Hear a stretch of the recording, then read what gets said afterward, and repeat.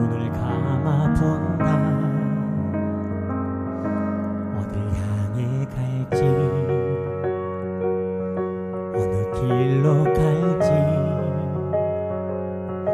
나는 모르지만 발걸음을 뗀다. 흐르는 강물 위로 자유롭게 나는 새처럼 흐르는 구름 위로 눈부시게 하얀 빛처럼 나는 걸어가네. 다시 걸어가네. 불어오는 바람 속에 속삭임을 따라 새겨진 고단한 발걸음을 보며 나는 걸어가네.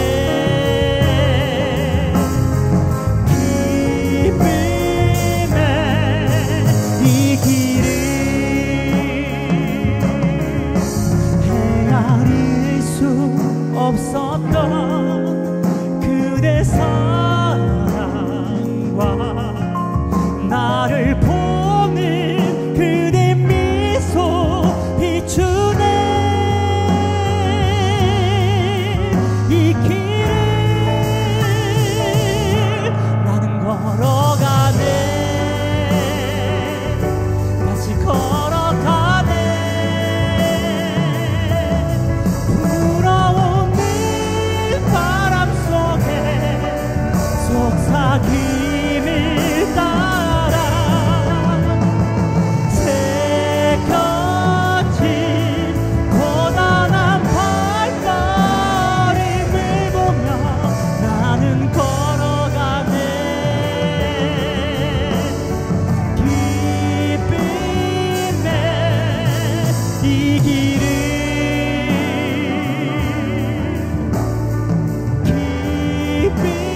기쁨의 이 길을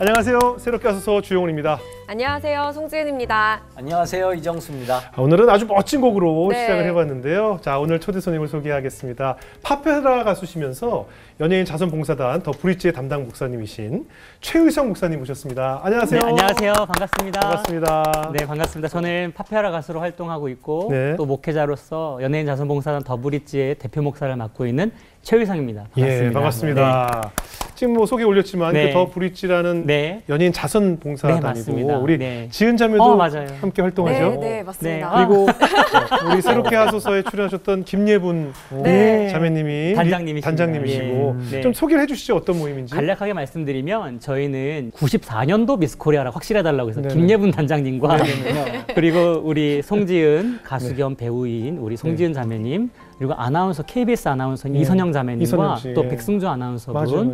그리고 그 외에도 각계의 재능을 네. 갖고 있는 연예인분들 약 12명 정도가 모여서 네. 한 달에 한 번 우리 사회에 소외받는 분들을 찾아가서 음식을 만들어드리고 옷도 드리고 뭐 그런 다양한 섬김을 하고 있습니다. 예. 네. 그럼 우리 지은 자매는 뭐 목사님 네. 자주 뵈서 잘 아시겠네요. 네, 그럼요. 어떤 분이세요, 목사님은? 늘 해피한 분이시고, 예, 예. 네, 사실 솔선수범하시는 분이신 것 같아요. 네네. 저희가 사실 그 새롭게 해서 녹화한 날은 네. 유일하게 이정수 씨 목소리가 날 때 제일 유쾌한 저 분위기가 그러니까요. 있는데 그죠? 처음으로 이정수를 제외하고 이렇게 굉장히 웃음소리가 많이 나는 초대 손님은 처음이었던 것 같아요. 맞아요, 맞아요. 저기 분장실에서부터 네. 뭔가 텐션 복도까지. 자체가. 네, 텐션 자체가 아니 그래서 약간 앙숙을 만난 느낌도 있고 이정수 씨 못지않게 네, 굉장히 높은 하이 텐션으로 맞아요. 오늘 방송 분위기가 굉장히 해피해졌습니다. 네, 그래갖고 네. 아 저는 오늘 처음으로 새롭게 하소서를 하면서 오늘 뭔가 버라이어티 예능 같은 진짜. 느낌이에요. 그래요. 구성원이. 오늘 목사님은 또 어떤 네. 삶의 그 가운데 하나님께서 어떻게 역사하셨는지 한번 네. 이야기를 나눠볼 텐데요. 네. 목사님께서 보니까 고백하셨는데 네.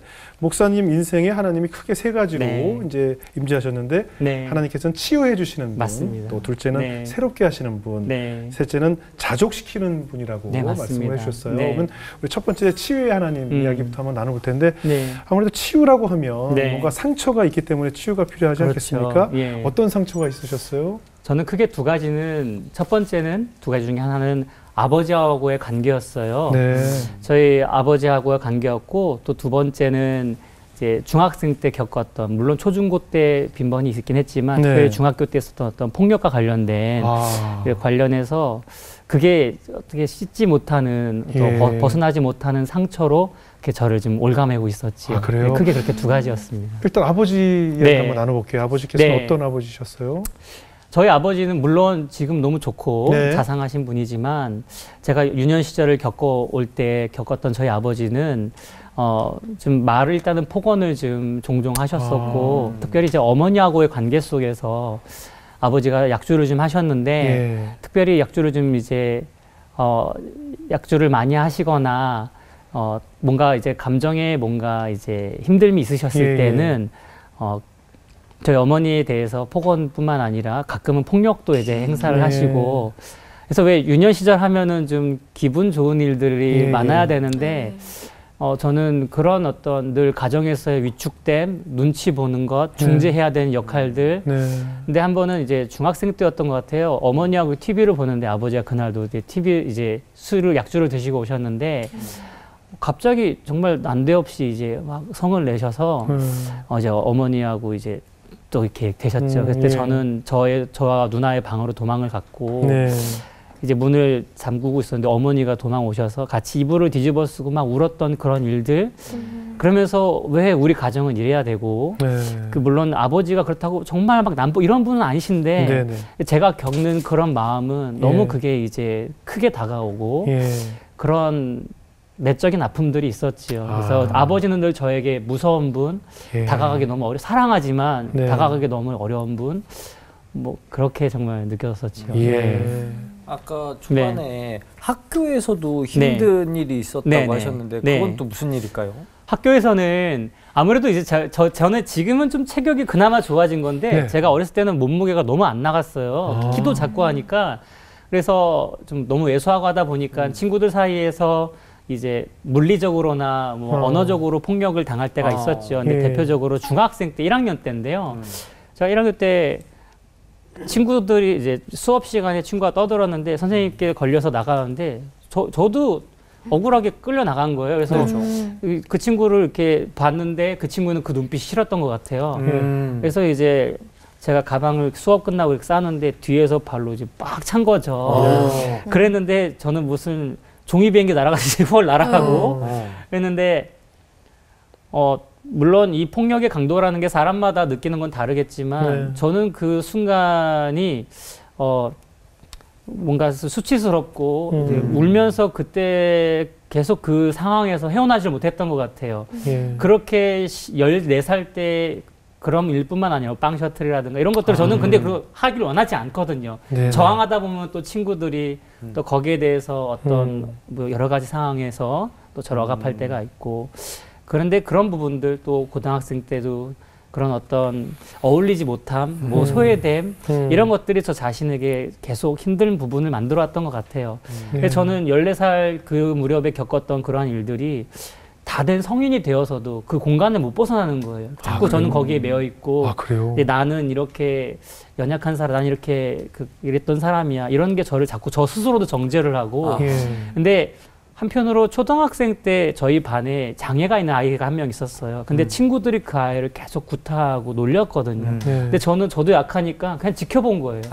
도와줘야지라는 마음이 있었는데 선생님께 알려드려야 되나라는 마음이 있었는데 용기가 안 난 거예요. 네. 한편으로는 방관자가 된 거죠. 근데 나중에 제가 그런 상황이 되어 보니 나도 이제 그 친구의 마음을 좀 이해가 되고 좀 헤아려 볼 수 있는 시간들이 오게 된 거죠. 네. 저희 때도 있었고 네. 아마 저희 인생 선배들도 네. 다 똑같은 그 시절을 겪었을 거예요. 네. 그 한창 예민한 시기에 네. 뭐 아이들 장난이 더 셌었고 그렇죠. 그 당시에 네. 폭력, 학교 폭력에 대한 인지도 안 될 당시였고 네네. 도피처가 별로 없었죠. 예. 그래서 부모님이 너가 그래서 구체적으로 당한 일들이 어떤 거라고 쓰라고 하면 쓰는 것 자체가 저한테 힘든 거예요. 그걸 자꾸 회상해야 되고 맞아. 쓴다고 해서 변화가 있는 것도 아니고 요즘 같이 발달된 시대에도 아이들이 당하는 폭력으로 아이들을 온전히 구제가 안 되잖아요. 근데 저희 때는 성장하면서 다 겪는 애들은 싸우면서 커라는 이 한마디가 이 모든 걸 무마시켜 버리니까 그랬던 것 같아요. 네. 아니 저는 목사님이 항상 이렇게 밝으시고 그래요? 너무 긍정적인 면들을 많이 보여주셔서 이 안에 상처가 있을 거라고는 진짜 그래요. 상상조차 못했거든요. 근데 그 어렸을 때 그 상처를 하나님께서 어떻게 치유해 주셨는지 좀 궁금해요. 예. 저희 가족들 중에서 사실 예수 그리스도를 믿는 사람은 사실상 저밖에 없거든요. 아직도. 저는 목회자가 아직도요? 됐지만 예. 그래요? 그만큼 어려운 부분인 것 같아요. 근데 감사한 건 어린 시절부터 저를 교회로 인도해 주셔서 하나님이 예. 지금의 저를 만들어 주셨는데 저는 어렸을 때부터 동네를 가면은 안녕하세요, 안녕하세요 인사하는 아이였어요. 그러니까 예. 다 저를 너무 밝게 봐주시고 교회 가도 늘 저는 아멘 청년이었거든요. 저 혼자 몇백 명 있어 아멘 혼자 하니까 소리가 굉장히 잘 치였어요. 예. 그래서 목사님이 너는 아멘 청년이다. 근데 저의 안에는 분노와 해결되지 못한 상처와 이 자존감, 네. 소외감 이런 것들이 저라는 사람을 얽히고 성키게 했었죠. 예. 근데 필리핀에 제가 2006년도에 네. 제가 사실 필리핀에 2번의 단기 선교를 갔는데요. 예. 두 번째 갔던 2006년도 때에 어느 날 새벽에 이렇게 기도를 하는데 저는 제가 괜찮은 사람인 줄 알았어요. 네. 괜찮게 살고 있는 사람인 줄 알았어요. 근데 예. 하나님이 저의 내면을 들여다보시면서 예. 첫 번째 질문하신 게 의성아 너는 내가 너를 이렇게 사랑하고 내 아들 예수를 보내주기까지 했는데 왜 너희 아버지를 용서를 못하니? 라고 말씀하시는 거예요. 그러면서 제가 아버지께 직접 한마디도 듣지 못했던 아버지의 과거에 대한 이야기들이 제 앞에 파노라마처럼 잘 흘러가는 거예요. 아버지가 6.25 세대시거든요. 예. 아버지가 46년생이시니까 어린 시절 6.25를 겪으신 거예요. 네네. 그때 저희 할아버지를 잃으시고 아버지가 다른 형제들 속에서 부대낌 속에서 사랑받지 못하고 차별받고 이런 어떤 고독함과 이런 쓸쓸함이 받아보지 못한 사랑이니 어떻게 저를 사랑해 주시겠어요. 그렇죠, 저희 그렇죠. 누나나 그렇죠. 또 아내를 어떻게 더 살갑게 대해줄 수 있겠어요. 아버지도 너무 치열하게 살아오셨으니까요. 하나님이 그거를 느끼게 해주시더라고요. 그래서 하나님이 저를 사랑해 주셨으니까 저희 아버지의 불쌍함을 저도 불쌍히 여길게요. 아버지를 이해합니다. 용서합니다. 그리고 나서 저는 한꺼풀 지나갔는데 하나님이 두 번째 질문을 던지시는 거예요. 의성아, 내가 너를 너무 사랑한다. 근데 너는 왜 아직도 중학교 1학년 11반에 너는 지금 성인이 26살이 돼서 이렇게 있는데 선교사로서 이 땅에 왔는데 왜 아직도 그 친구를 놓아주질 못하고 너도 헤어나오질 못하니? 라는 거예요. 그때는 좀 머뭇거리다가 하나님, 제가 저를 용서해 준 그 사랑으로 저도 제 친구 누구누구를 용서하는 마음을 이제 갖겠습니다. 용서합니다. 그래서 저도 선포했어요. 친구야, 너가 나를 기억할지 모르겠지만 내가 주님의 사랑으로 널 용서할게. 그리고 이 오랜 시간 너를 계속 미워하고 원망했던 나를 용서해 줄 수 있겠니? 라고 저도 그렇게 질문을 던졌던 것 같아요. 네. 그렇게 했더니 저 스스로도 용서 못했던 부분들까지 해소가 되면서 예수님을 만나서 저는 괜찮게 성장하고 있는 줄 알았는데 네. 저를 성장 못하게 했던 요인들이 네. 자유롭게 된 거죠. 그 이후로 그러면 내 마음속에 있던 그 네. 뭐 울분 상처가 다 해소가 되던가요? 근데 참 이 새롭게 한다는 게 네네. 우리가 주님을 만나고 치유를 받는다고 해서 네. 상처가 아물지만 네. 그 시간은 좀 필요한 필요하죠. 것 같아요. 예. 그래서 아버지에 대한 것도 제가 공공연하게 이렇게 회복됐다고 얘기했지만 네. 정작 아버지를 뜨겁게 안아드렸던 건 최근인 것 같아요. 그로부터도 벌써 10년 가까운 시간이 지났음에도 불구하고 네. 10년이 뭐예요? 20년 이게 됐죠. 거의 20년이 네. 됐는데 안아드려야 되는데 어느 순간 또 시간이 지나고 보니 아버지도 저희 할머니가 지금 병상에 누워 계시는데 네. 그 어머니를 그리워하는 아들로 보이더라고요. 그래서 네. 저도 더 하나님 앞에서 용기 내서 안아드리려고 노력하고 또 저희 아내가 있잖아요. 그래서 네. 아내와 함께 제가 아버지 안아드리고 근데 그래도 아직 어색해요. 아직 어색하고 아버지를 더 사랑하고 이해하길 바라는 마음이죠. 네, 예. 아직 부족하죠. 그럼요. 친구와의 관계들도 그렇고. 그럼요. 네. 그럼 다음으로 이제 새로워지는 하나님, 새롭게 네. 하시는 하나님에 대한 이야기를 나눠보겠는데요. 또 어떤 이야기가 있었나요? 새롭게 된다는 건 어떤 스파크가 필요한 거잖아요. 네. 우리 네. 그리스도인들이 새로워지는 스파크는 예수 그리스도를 만나는 거겠죠. 네네. 사도 바울이 마치 다메섹으로 가는 그 도상 그 길 위에서 네네. 예수님을 만난 것처럼요. 저는 그 첫 번째 만남은 사실 2003년도였어요. 그런 예, 치유가 예. 있기 전에 전에, 먼저 예. 만나 주신 건 2003년도 1차 선교를 갔을 때 네. 필리핀의 바탕가스라는 지역에 네. 저희 교회 청년들하고 2, 3주 정도 그 지역을 돌면서 복음을 전했는데요. 거기에 항구 도시였는데 교도소가 하나 있었어요. 근데 거기에 청년들하고 막 호들갑 떨며 들어가 어떡하지? 이 재소자들 우리 어떻게 하면 무서워서? 안 돼? 예, 무서워하고 이 사람들 범죄자 특히 필리핀 총기 소지가 가능하니까 어떡하지 하고 들어갔는데 영화 7번 방의 선물 같은 상황이 연출이 된 거예요. 네. 젊은 남성분 한 분이 이제 TV를 훔치다 걸려서 들어왔는데 아내분은 도망을 가고 아이가 지금 기억 한 4살, 5살 정도 됐던 것 같아요. 네. 근데 키워줄 사람이 없으니까 데리고 들어와서 그냥 키워준 거예요. 재소사들이 다 같이. 거기서 같이? 예, 진짜 필리핀은 좀 칠번 자유로운 부분이 있는 것 같아요. 와. 예, 예. 갔는데 상상과는 다른 상황이 연출된 거잖아요. 예, 예. 선교 사역을 마치고 밖에 나와서 버스를 딱 탔는데 마치 수도꼭지에 물을 튼 것처럼 눈물이 이해할 수 없는 눈물이 막 쏟아지면서 그때도 하나님이 질문을 던지신 거죠. 의성아, 저는 그 전에 어떤 신앙이었냐면 하나님을 믿긴 하지만 습관처럼 교회에 왔다 갔다 하고 했지만 진짜 하나님 계셔? 하나님 계시면 나는 왜 이렇게 친구들하고의 관계가 어렵고 우리 가족은 왜 이렇고 나는 왜 이런 상황에 놓여 있을 때가 많지? 그런 의심이 많았어요. 계십니까 하나님? 정말 계시나였는데 그때 처음 하나님이 저한테 들려주신 음성이 의성아, 저기 너가 본 사람들이 특히 저 아이가 너가 보기엔 죄인이냐 아니면 나의 사랑을 듣고 내 복음을 듣고 내 아들 예수 그리스도를 선물로 받았음에도 믿지 못하는 사람들이 죄인인가 예. 했을 때 이 답정 저죠. 예. 하나님 답은 접니다. 죄인은 저고 이제 의심 없는 믿음으로 주님께 나가겠습니다. 라고 믿었는데 아까 말씀드렸던 그런 상처들이 저를 계속 만났음에도 불구하고 네. 새롭게 되는 과정 속에 저를 계속 올감했던 거죠. 예. 근데 그런 치유의 과정을 통해 더 나아지고 예. 그랬는데 2차 선교를 갔을 때 그런 치유와 함께 선교사님 3분이 제가 그 전에 성경을 예. 말씀인 것 같아요. 저를 새롭게 하는 부분은 그 이전에 그런 직접적인 만남이 있었다면 말씀을 통해 마치 스며들듯이 만난 것 같아요. 그 전에는 성경을 어렸을 때 받은 책자를 이렇게 매일 읽는 성경을 그냥 이렇게 펴먹는 거예요. 근데 책이라는 게요. 네. 많이 폈던 곳이 펴지잖아요. 그렇죠. 이게 벌어져 맞아. 있으니까. 그렇죠. 네, 손때 묻은 것만 펴지잖아요. 네네. 그럼 오늘 은혜 받은 곳은 여기다 하는데 제가 좋아하는 구절만 보는 거죠. 그렇죠. 그러니까 네. 단편적인 신앙, 그렇죠. 이해가 전체적이지 못한 신앙, 그냥 내가 위로받고 싶을 때 위로받는 신앙, 내가 제 취향에 따라 읽는 성경이었는데 그때 26살 때예요. 그때 선교지에서 선교사님 3분이 성경을 읽으세요라는 하나님이 주신 메시지인 거죠. 그래서 일주일 동안 매일 성경 읽고 자고를 반복해서 일독을 했어요. 네. 그리고 나서 지금까지 제가 올해로 42살인데 예. 거의 20년 돼가나요? 20년 네. 좀 안 된 것 그렇죠. 같아. 한 16년 정도? 예. 예. 그 시간 동안 매일 성경 읽는 습관이 저에겐 배어 있는 거죠.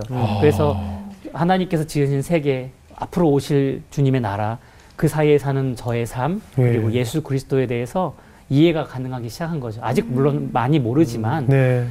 그런 부분과 함께 또 일기가 있어요. 예. 일기는 또 다른 면인데요. 참 필리핀은 저한테 큰 은혜를 많이 받은 곳이긴 해요. 그때도 필리핀에서 일기를 써보는 게 어떻겠냐는 제안을 받고 그 전에는 간헐적으로 군대에서 외로우니까 저 단편적으로 쓰긴 했는데 26살 때부터 제가 오늘 잠깐 가져왔는데요. 일기장이 이런 일기장이 한 8권 정도 있어요. 와. 그래서 예, 이런 일기장이 좀 있는데요. 예. 요거 일기를 쓰면서 은혜를 많이 받았던 것 같아요. 그래요? 일기를 쓸 때는 펜을 드는 순간 저는 주님과 함께 겟세마니를 가는 거예요. 겟세마니 동산에요. 또는 일기를 쓰는 순간 그런 눈먼 분들이라든가 다리에 장애가 있는 분들, 일어나지 못한 그게 저거든요. 보이지 않는 나병을 저도 앓고 있고 네. 보이지 않는 시각장애가 저에게도 있고 네. 봐야 될 것들을 못 보니까요. 아까 중학생 때처럼 그런 상처에서 주저앉아서 나아가라고 하시는데 못 일어나 근데 일기를 쓸 때는 하나님 저를 만져주시는 거죠. 그런 저를 위로해 주시고 그렇게 해서 일기를 쓰게 되는 그런 내용들이 이제 쓰게 되는 거죠. 그러니까 대부분 신앙 일기군요. 그렇죠. 아예. 하나님 앞에서 하나님의 저희 신앙 일기인 고백이고. 거죠. 네. 예, 뭐 오늘 누가 날 괴롭혔다 뭐 이런 게 아니고 그냥 네, 맞아요. 아니 그런 고소장도 있어요. 다윗처럼요. 하나님 아니, 뭐- 걔 진짜 너무 미워요. 막. 그런 거 네, 한번 보셔도 네. 읽지는 못하실 거예요. 글씨가. 아니 글씨가 아주 막 이렇게 깨알같이 이렇게 적어놓으셨는데 예. 그냥 이렇게 쓰면은 네. 어떤 막 변화가 일어나든가요? 그러니까 저의 감정에 솔직해지는 것 같아요. 예. 저는 하나님 앞에 착해지려고 노력하잖아요. 저도 모르게 방어 네. 기제가 있어서요. 근데 조금씩 솔직해져 가는 거 하나님 저 너무 속상해요. 하나님 저 예를 들어서 저는 왜 이런 관계에 놓여 있죠? 저는 이런 억울함이 있어요. 예전에 기획사에서도 어려운 일을 당했을 때 저는 왜 이런 어려움이 있죠? 막 금식 7일 물론 중간에 라면 한번 먹긴 했지만 하나님 기도하고 들어갔는데 왜 저는 이런 계약 해지를 다 이런 것들 근데 그런 거 토로할 데가 없잖아요. 예. 근데 하나님 앞에 쓰면 그런 부분들 위로가 되고 또 나아가서 저도 이번에 새롭게 하소서에 네. 요청을 받고 일기를 지난 한 오래된 일기장들을 들춰봤는데 네.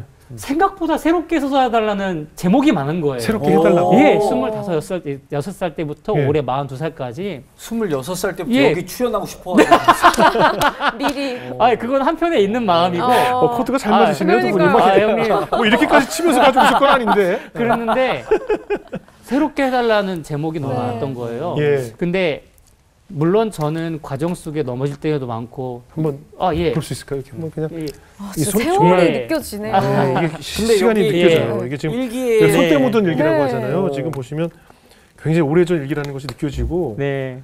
우와. 글씨는 잘 못 쓰시는 것 같아요. 정말로 네. 누가 보면 읽을 수가 없네요. 네. 그래서 마치 히브리어처럼 정말 쓰여진 게 히브리어. 해석이 필요합니다. 한국어에는 필기체가 없는데, 네. 그러니까 뭐죠? 필기체가 없는데 네. 필기체로 이렇게 깨알같이. 그래서 저희 어머니가 일기장 보겠다 가져갔다 저한테 던지시는 거예요. 너나 읽으라고 못 읽겠다고. 어머나. 그래서 근데 정말 그 신앙 네. 일기라서 하나님 이야기가 굉장히 하나님께 어쩌면 기도문이네요. 네. 거의 대부분. 네. 지난주에 뭐 어떤 일이 예. 있었고 하나님께 기도를 올리면서 네. 주님께 이렇게 기도문을 올렸네요. 네. 근데 정말 새롭게 나중에는 쓰다 보면요. 나 너무 막 덜 빨린 빨래같이 느껴질 때가 있는 거예요. 예. 이렇게 나를 자꾸 하나님께 위탁해도 되는 걸까? 나는 예. 변화되지 않는 것 같은데 생각이 드는데 예.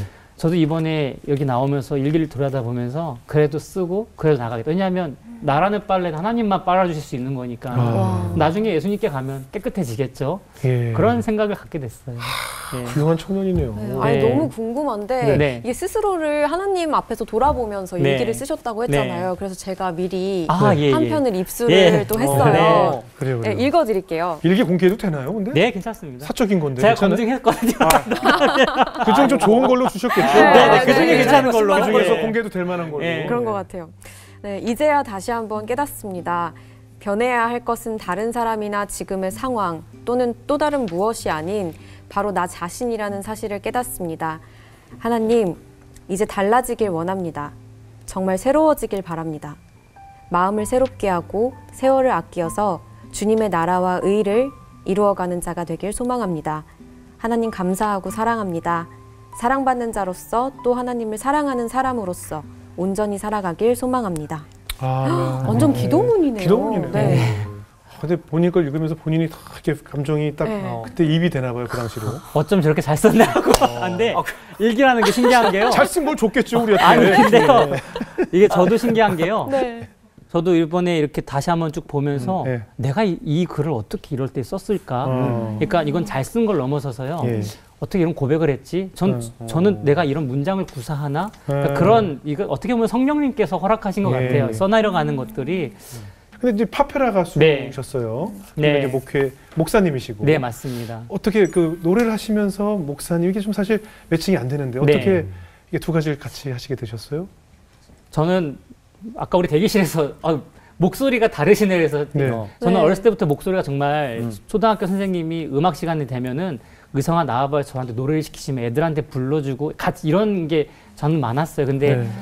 하지만 성악을 하기에는 제가 어떤 클래식에 대한 이해가 떨어지고 목소리는 또 어느 정도 있는데 또 가요 대중가요를 하기에는 또 제가 목소리가 또 워낙 클래식한 부분이 있으니까 네. 이게 근데 파페라라는 장르는 이 두 개의 장르를 또 크로스오버 해야 되는 부분이 있거든요. 네. 근데 그런 부분에서 자리를 못 잡고 한참 방황하던 때에 청년들하고 같이 20대 초반 때 길거리 나가서 노방 전도를 했어야 됐어요. 네. 저희 네. 집이 염리동이었기 때문에 교회도 그곳이고 이대 연대 이런 데 앞에 전도를 해야 되는데 네. 너무 창피한 거예요. 어떡하지 막 떨리고 왜 나는 전도를 못하고 있지? 내가 왜 뭐가 부끄럽지 했는데 마음속에 야 올라가 찬양이라는 마음을 주신 거예요. 그래서 나가서 그냥 나 같은 죄인을 불러버렸어요. Amazing Grace, How Sweet the Sound 이렇게 불렀어요. 네. 네. 그 순간 저의 마음도 자유롭고 저처럼 쭈뼛쭈뼛대던 청년들이 막 전도하기 시작한 거예요. 근데 그때 마침 이대생 한 명이 찾아와서 수줍게 말을 거는 거예요. 자기가 신앙생활 하다가 정확하게 어떤 이유인지는 말을 안 하지만 시험이 들었고 주일학교 교사까지 했지만 교회를 떠나게 됐었다. 근데 오늘 찬양을 듣고 마음을 좀 돌이키게 됐다. 그때 결심을 했어요.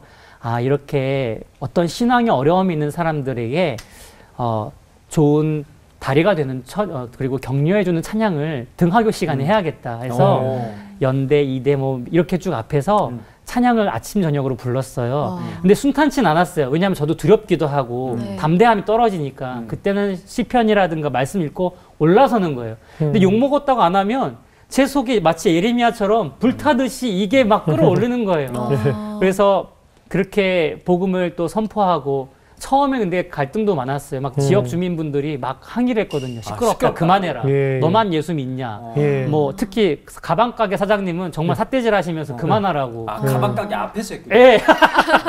예전 이대 앞에 사거리에 이렇게 있었거든요. 그리고 경찰분들도 오셔가지고 막 취조하시는 거예요. 예. 여기서 신고가 들어왔다. 네네. 그랬는데 정말 하나님의 은혜인 건 아까 그런 자매도 있었지만 많은 형제 자매분들이 지나가는 길에 고맙다고 하면서 음료수도 막 주시고 어떤 예. 아주머니는 10,000원짜리 꼽아주시면서 가서 밥 한 끼 하라고. 네. 그리고 나중에는 그 가방가게 아저씨가 맨날 똑같은 찬양들이 힘드니까 딴 것 좀 해달라고. 예. 막 이런 변화들이 사실 찾아오기도 했죠. 예. 예. 그래서 그런 어떤 과정 속에 음악을 병행하면서 또 어떤 예수 하나님을 만나면서 또 지금의 이 자리까지 또 오게 된 것 같아요. 예. 예. 보니까 그 스타킹이라는 프로그램도 출연하셨었죠. 예. 당시에 제가 2010년도에 예. K4라는 팀을 구성하게 됐는데요. 기획사에서요.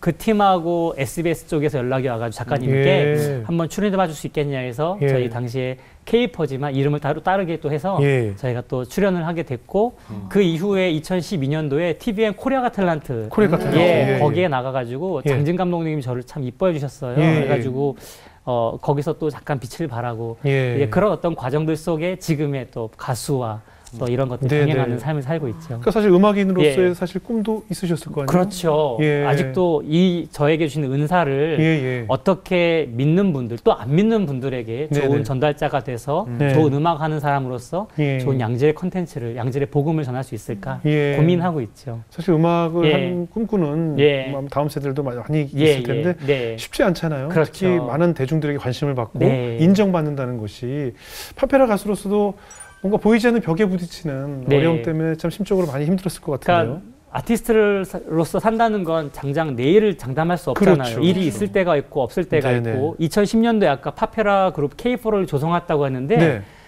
SBS에서 연락 온 건 해체하고 나서였어요. 네. 저희가 1년을 준비해서 무대를 얼마 안 선 상태에서 바로 해체가 됐어요. 네. 그러면서 이제 공중에 안전 떴는데 그렇게 네. 연락이 왔고 그런데 저희 멤버 중에 한 명이 형 그래도 빚도 갚아야 되고 왜냐하면 빚을 내면서 저희는 생활을 했으니까요. 그래서 돈을 벌어야 되지 않겠냐 해서 캐디 생활을 한 거예요. 골프장에 가면 돈 많이 번다고 해서 네. 그래서 저는 골프를 쳐본 적도 없는데 네. 부자분들 잘 사는 분들의 그냥 스포츠라고만 생각했지 네. 그래서 한 달 동안 정말 군대 다시 간 느낌으로 네. 아침 일찍 일어나 새벽부터 일어나서 훈련 받고 네. 그 공 보는 법과 체력 훈련과 굿샷 이렇게 훈련을 했어요. 제가 지금 이 순간에 세상 누구보다 잘하는 게 예, 치시는 분이 잘 버디 하시잖아요. 지금 이 순간 버디 하셨어요. 축하드려요. 노래 불러줬어요? KDP를 더 주세요. 아, 당연하죠. 네, 근데 한 달간 그렇게 훈련을 받았는데 네. 이 골프는 주말이 정말 바쁘라는 바쁘죠. 거를 예. 나중에 한 거예요. 예. 그래서 저는 예배와 타협할 수는 없으니까 아, 그렇지. 마스터 캐디님께 저는 예, 줄다. 근데 여기가 이 한 달 배우는데 돈을 또 냈어야 됐고 배우는 예. 것도 돈을 내야 되거든요. 예, 예. 하고 여러 가지 이미 에너지를 다 쏟았는데 예. 주의를 섬길 수 없다고 해서 그냥 과감하게 못하겠다고 얘기를 했어요. 그랬더니 마스터캐디님 따라오라는 거, 회장님을 뵈러 가자고. 네. 회장님 뵈러 가자고? 회장님 오늘 생신이라고 해서 갔는데 너 뭐 하는 친구가 가수라고 했더니 노래해보라는 거예요. 생신이라서 생일 축하합니다 했죠. 그랬더니 그렇게 이분이 했어요? 좀 잘해야죠. 잘했죠. 생일 축하 이렇게 했죠. 회장님이 그럼 너는 평일날에는 캐디하고 주말엔 내가 운영하는 가족공원에 가서 예배 드리고 와서 오후에 너는 30분씩 너가 할 수 있는 공연을 너 혼자 2시간씩 해라. 어머나. 해가지고 그렇게 6개월을 했어요. 근데 캐디라는 건 저희 골프장은 특히 카트가 사람이 타는 게 아니어서 18km, 20km를 뛰어다니면서 채를 건네드려야 되거든요. 근데 그 자연 좋은 곳에서 매일 뛰고 굿샷을 외치니까 성대도 딱 회복이 되고 체력도 클라이막스 2시간 공연 혼자 할 수 있는 체력이 되고 주말에는 공연할 수 있는 훈련까지 된 거죠. 당시에는 무대를 설 수 없다는 게 너무 괴로운 시간이었는데 시간이 지나고 보니까 이 모든 과정이 하나님이 저를 또 가수를 만들기 위한 훈련의 과정이었던 거죠. 그때 하나님은 정말 나라는 사람을 만들어 가시는 분이구나. 그래서 지금도 감사할 수밖에 없죠. 아, 정말 그 하나님께서 알아서 이렇게 연단을 통해서 과정 같이 주시는 거 보면 참 신기한 것 같습니다. 그리고 세 번째로 이제 자족시키는 하나님을 그렇죠. 체험하셨어요. 어떤 일들이 있으셨나요? 제가 가수 생활을 하면서 아까도 말씀드렸지만 저의 뜻과는 상관없이 저의 삶이 흘러갈 때가 있잖아요. 정말 열심히 잘 준비했다고 했는데 저의 생각과 방향이 정말 다른 그런 부분, 그럴 때마다 하나님은 저한테 주어진 환경에서 감사할 수 있는 그런 환경들을 허락해 주셨던 것 같아요. 그리고 그런 그 모든 상황을 넘어서 나중에 결국에는 회복시키시는 하나님을 또 신뢰할 수 있는 그런 부분들, 특별히 저는 음악을 저도 해왔지만 저의 동료들은 저보다 더 월등하게 뛰어나게 올라갈 때가 있잖아요. 특별히 저랑 도원결이는 아니고 게임결이라고 해서 친해진 2명의 가수가 있어요. 게임 친구들 누구요? 게임 친구들이구만. 이제 놀이터 게임기라고 플레이스테이션에 있죠. 그래서 안세권이라고 팬텀싱어 결승에 올라간 테너가 있고요. 투어에서요. 그리고 여기 나왔던 우리 류지강 가수. 미스터 트롯. 처음 만남을 저희 집에서 게임기로 했거든요. 그래서 게임기로 친해져서 다 믿는 친구들이고. 맞아요. 했는데 세권 형제는 팬텀싱어 2에서 워낙 유명해졌고, 지강 형제는 미스터 트롯 나가기 전해 여름에 그 친구도 매우 힘든 시기를 겪었거든요. 근데 그 친구는 스시집에서 알바도 했었고, 그때 저희 집에 와서 치킨을 같이 뜯으면서 형 나는 내년에 미스터 트롯 준비하는데 이거 안 되면 쿠팡맨 할 거라는 거예요. 물론 쿠팡맨도 귀한 직업이지만 음악을 하는 저희한테는 힘든 거잖아요. 포기해야 되는 거잖아요. 그래서 그래 같이 손을 모고 기도했죠. 그런데 이 친구 너무 고마운 건 다 너무 대성을 했고 나라를 대표하는 가수들이 됐는데 야 축하해 이렇게 해줘야 되는데 배 아프죠? 형님 왜 그래요? 배 아픈 거 맞고요. 배 아프다기보다 상대적으로 이제 내가 되게 작아 보이는 거죠. 그런 제가 싫은 거예요. 왜냐하면 야 정말 고맙고 너 정말 수고했고 말은 했지만 제 안에는 나는 어떻게 되는 거죠? 이 마음이 계속 드는 거예요. 그래서 어느 날 자다가 딱 깼는데 허탈감이라고 할까요, 선생님? 맞아요. 하나님 저는 뭘까요?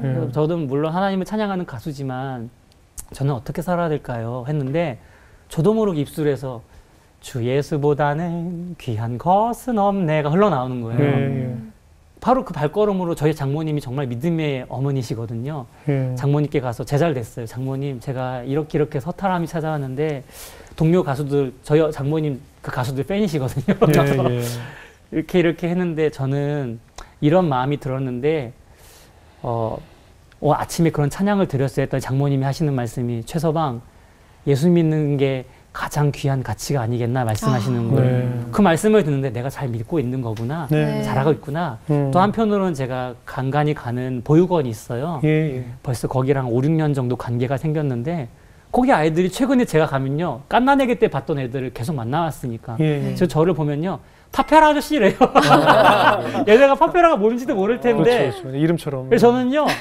그거면 된 것 같아요. 하나님이 저를 아들로 삼아주시고 보내주신 그곳에서 아이들 또는 많은 사람들이 파페라 아저씨 친근하게 저를 불러줄 수만 있으면 저는 그거면 감사할 것 같아요. 아니요. 이미 그렇게 파페라 아저씨로만 쓰임 받는 것으로 만족할 것이 아니라 앞으로 더 우리가 상상하지 못하는 방법으로 사용하실 하나님의 기대할 수 있는 더 기대가 크지 않습니까? 우리가 생각하는 건 고작 TV에 나와서 노래 부르고 팬들이 생기고 사인이나 해주고 인기인이 되는 걸로 성공이라고 생각을 할지 모르겠으나 우리가 상상하지 못하는 더 큰 성공을 바라본다면 하나님께서 그런 목사님을 세우신다면 저는 뭐 앞으로의 목사님이 일거수일투족이 더 궁금해지고 기대가 된다고 가슴이 벅차와요. 네, 말씀드리고 싶어요. 정말 좋은 그릇이 되고 싶어요. 저라는 그릇을 통해 축복해 주신 것처럼 많은 분들에게 좋은 목소리가 돼서 그 목소리를 통해 하나님의 사랑을 전하는 그런 삶을 정말 살고 있습니다. 사실 전 이 얘기를 또 저도 제 스스로에게도 하는 거예요. 사실 그렇잖아요. 왜 누구나 모든 사람들이 우리가 그렇죠. 방송하는 사람이 맨날 유재석 강호동만 기준으로 살면 어떻게 살겠어요? 그렇잖아요.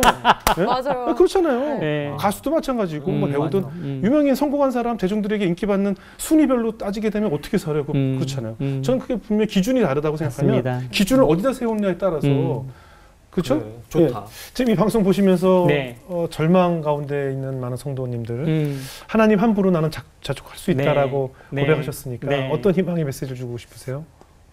이게 하나의 예인데요. 저도 넘어질 때가 계속 반복되잖아요. 세종문화회가 제가 가수로 딱 섰을 때 와, 나 이제 정말 성공했구나. 정점을 찍어가는구나 언제 했는데 섰어요? 세종문화회가? 2016년도 봄에요. 제가 발렌타인 콘서트 때 가수로 초청을 받아서 노래를 했어요. 근데 세종문화회가 문화의 정점 중이잖아요. 근데 그 다음 달 무대가 없고 돈이 없어서 알바를 나갔는데 시급을 받으러 나갔는데 그게 광화문이었던 거예요. 그래서 희비가 교차하는 거예요. 여기서 나는 또 넘어지고 그냥 낭망할 것인가 했는데 이전의 과정들을 통해 이제 훈련이 되잖아요. 하나님 또 나한테 뭐를 말씀하려고 하시는지 빨리 끝내시죠. 그리고 낭망하지 않고 학교로 돌아갔어요. 학교에 졸업했지만 학부 교수님께 가서 알려달라고. 오페라를 잘 모르겠다고. 다시 일어났죠. 신발을 다시 묶었죠. 그랬더니 교수님이 저를 한 학기 동안 많이 혼도내셨지만 아리아 2곡을 알려주셨어요. 근데 그 이후에 강연제가 들어왔는데 그게 오페라로 하는 콘서트 강연이었던 거예요. 그걸로 3년을 다녔던 거예요. 그래서 정말 많은 공무원분들을 만나면서 그분들의 마음을 위로하고 노래하고 이런 넘어졌다가 다시 일어나는 과정 중에 저에겐 그 대표적인 하나의 예인 거죠. 그래서 우리는 낭망할 필요 없는, 물론 때로는 실망스럽겠지만 우리가 예수님과 다시 기대하는 마음으로 일어날 때 분명히 더 놀라운 일들을 이루실 거라는 거를 말씀드리고 싶어요. 그렇네요.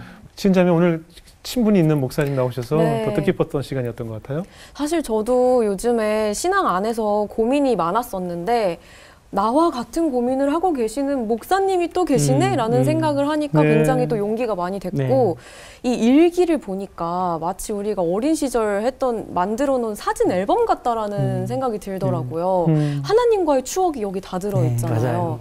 뭔가 힘들 때 한 번씩 꺼내보면서 하나님이 나를 어떻게 다듬어 가셨지? 어떤 용기와 사랑을 주셨지? 이런 것들을 들춰보면서 참 많이 신앙생활에 힘이 되는 것 같아서 저도 오늘부터 한번 시작을 해볼까 합니다. 신앙일기를. 너무 감사드려요. 꼭 필요할 것 같아요. 신앙일기. 이정수 씨 어때요? 저는 이 새롭게 하소서를 한 지가 이제 2년 정도 됐나요? 그 정도 됐는데 사실 처음에 여기 시작했을 때 되게 불모지 같은 선교지 같은 인간이었거든요. 근데 조금씩 이제 신앙심이 조금씩 자라나면서 제가 뭘 느꼈냐면 뭔가 신앙심이 이렇게 깊어지면 사람이 뭔가 진중해지고 좀 무거워져야 되는 건가? 이런 생각을 했어요. 뭔가 여기 나오시는 신앙심 깊으신 분들이 그런 느낌이 있어서. 근데 오늘 보니까 하이텐션도 신앙심과 관계가 없을 수 있겠구나. 그래서 전 그냥 이대로 쭉 살아도 되겠구나라는 생각을 했습니다. 오늘 뭐 유쾌한 목사님 만나서 굉장히 즐거웠는데 오늘 굉장히 중요한 메시지를 주신 것 같아요. 아까 노래를 하고 싶었는데 어떻게 보면 성공한 주변 지인들을 보면서 나는 그렇지 못했다는 상대적 박탈감을 느꼈을 수도 있었겠으나 하나님께서 보시기에 세종문화회관에서 무대에 섰던 최의성과 쪽방촌에 사는 이 한 사람 앞에서 불렀던 최의성 어떤 분들 더 크게 보셨을까라는 점을 한번 생각해 볼 필요가 있을 것 같아요. 우리는 목표라는 것을 성공이라는 것을 꼴이라는 것을 그냥 내가 정해놓은 여기까지가 이렇게 유명해지고 이렇게 이루게 되면 그것이 성공이야라고 내가 이제 틀을 만들어 놨기 때문에 거기에 도달하지 못하면 나는 반대로 실패했다고 생각하잖아요. 하지만 하나님의 기준에서는 그것이 성공이 아니라고 생각이 들어요. 우리가 등산하다 보면 다 왔다 하는데 끝이 없이 계속 올라가듯이 맞아요. 우리가 하늘나라 가는 그날까지 우리는 계속 하나님이 원하시는 대로 가는 방향대로 그 나라 가는 데까지 가는 것이 하나님이 나를 세상에 보내신 목적이고 그 이끄심이기 때문에 내 기준이라고 내 기준과 다르기 때문에 실망할 필요는 없을 것 같아요. 앞으로 목사님 더 크게 사용되시고 아멘. 또 특히 멋쟁이 목사님이시고 노래도 잘하시고 말씀도 잘하셔서 저는 다음 세대를 위한 목사님께서 하실 인물들이 엄청 많을 거라는 기대를 갖게 되는 시간이었습니다. 앞으로 더 많이 쓰임받는 목사님, 아멘. 많은 곳에서 보이지 않는 곳에서 눈물로 기도하고 노래하시는 목사님으로서 저희도 응원하고 기도하도록 하겠습니다. 감사합니다. 오늘 귀한 간증 나누셔서 고맙습니다. 저도 감사합니다. 감사합니다. 감사합니다.